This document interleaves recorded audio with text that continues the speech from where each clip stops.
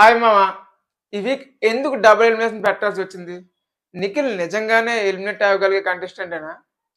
అలాగా double ఎలిమినేషన్‌లో second eliminate అయింది ఎవరు? ఇలాంటి విషయాలన్నీ ఇన్ డెప్త్‌గా మాట్లాడుకుందాం. అంతకంటే ముందు లైక్ కొట్టు మామ.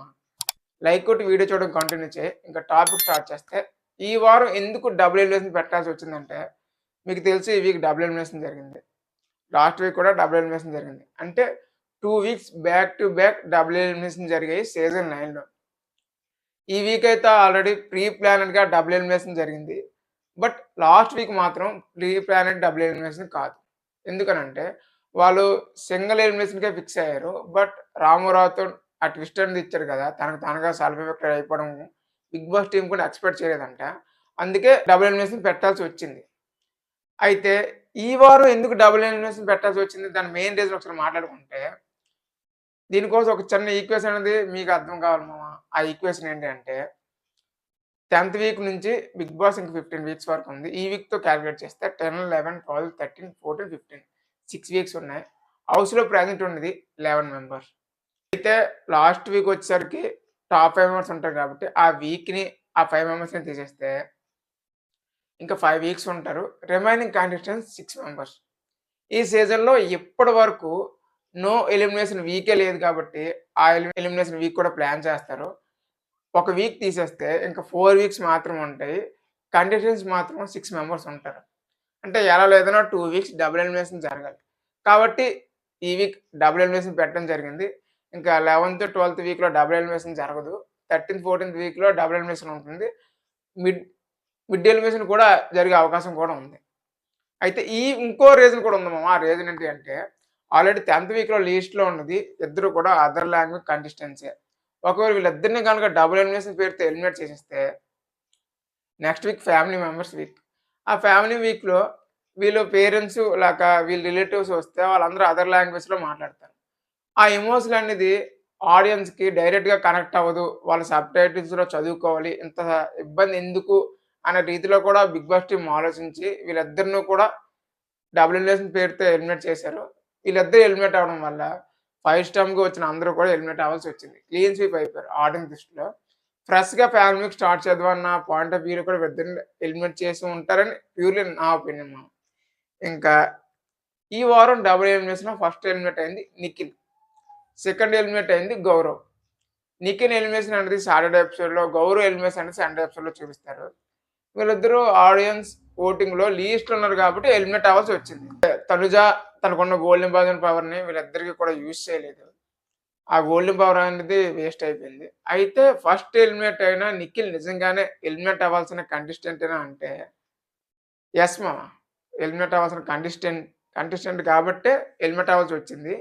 ఇది ప్యూర్‌లీ ఆడియన్స్ పాయింట్ ఆఫ్ వ్యూలో. బట్ నా ఒపీనియన్ ఏంటి అంటే నిఖిల్ గ్రాఫ్ గనుక ఒకసారి చెక్ చేస్తే స్టార్టింగ్‌లో బాగా డిప్ అయింది.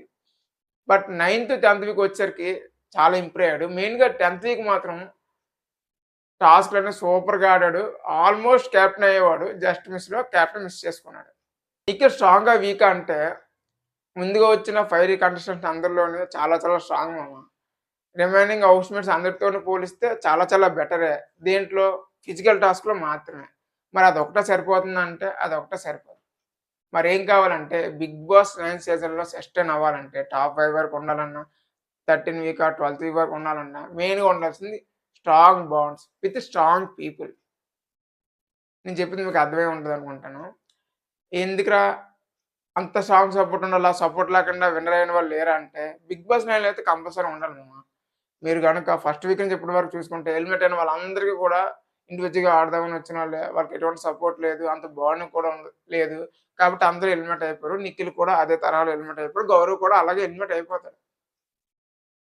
మీకు ఫర్ ఎగ్జాంపుల్ చెప్పాలంటే లాస్ట్ టాస్క్‌లోనే కెప్టెన్ టాస్క్‌లోనే తనుజ చి సంజన గారు తనుజకి సపోర్ట్ చేశారు కాబట్టి కెప్టెన్ అయ్యారు. అదే నిఖిల్‌కి సపోర్ట్ చేస్తే నిఖిలే అయ్యేవాడు కెప్టెన్.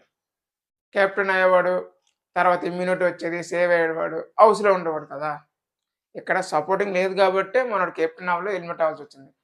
ఇక్కడ తనుజ కాకుండా ఇమాన్యుల్ ఉంటే ఖచ్చితంగా సంజన గారు ఇమాన్యుల్‌కే సపోర్ట్ చేస్తారు. ఇమాన్యుల్ ఫోర్త్ కెప్టెన్ అయినా సరే మనం ఆశ్చర్యపోవాల్సిన అవసరం లేదు. కాబట్టి స్ట్రాంగ్ సపోర్ట్ అనేది ఖచ్చితంగా అవసరం 'బిగ్ బాస్ 9'లో. బేసిక్‌గా మనోడి క్యారెక్టర్ ఎటువంటిదంటే నిఖిల్‌ది నిఖిల్ జెన్యూన్‌గా ఉండాలనుకుంటున్నాడు. ఇండివిడ్యువల్‌గా ఆడదాం అనుకున్నాడు. చాలా వీక్స్‌లోనే 2, 3 వీక్స్ ముందే చెప్పాడు. నాకు ఎటువంటి బాండ్స్ అవసరం లేదని. అదొకటి మిస్‌ఫైర్ అయింది. ఇంకోటి మనోడు ఎవరితో కూడా ఫేక్‌గా ఎళ్లి సపోర్ట్ కావాలని అడగడు. జెన్యూన్‌గా అడుగుతాడు. సపోర్ట్ చేస్తే సపోర్ట్ చేస్తాడు. దీనివల్ల మనోడు ఎవరి సపోర్ట్ కరెక్ట్‌గా ఎక్స్‌పెక్ట్ చేయట్లేదు. ఎవరు కూడా సపోర్ట్ చేయట్లేదు. దీనివల్ల ఎలిమినేట్ అవ్వాల్సొచ్చింది. అసలు మెయిన్‌గా ఎలిమినేట్ అవ్వడానికి రీజన్స్ ఏంటంటే, మనోడు ఫస్ట్ వీక్‌లో బాగా డిప్ అయ్యాడు. తర్వాత ఇంప్రూవ్ అయినా సరే, ఆడియన్స్ పాయింట్ ఆఫ్ వ్యూలో ఒక ఇంపాక్ట్ అనేది క్రియేట్ చేయలేకపోయాడు. దానివల్ల ఫ్యాన్ బేస్ అనేది లేదు.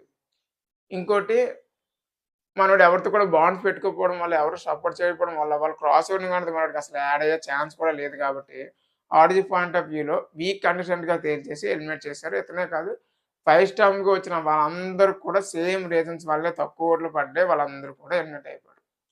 మరి నిఖిల్ స్ట్రాంగ్ కంటెస్టెంటా? వీక్ కంటెస్టెంట్ అంటే ఖచ్చితంగా స్ట్రాంగ్ కంటెస్టెంట్ మామ.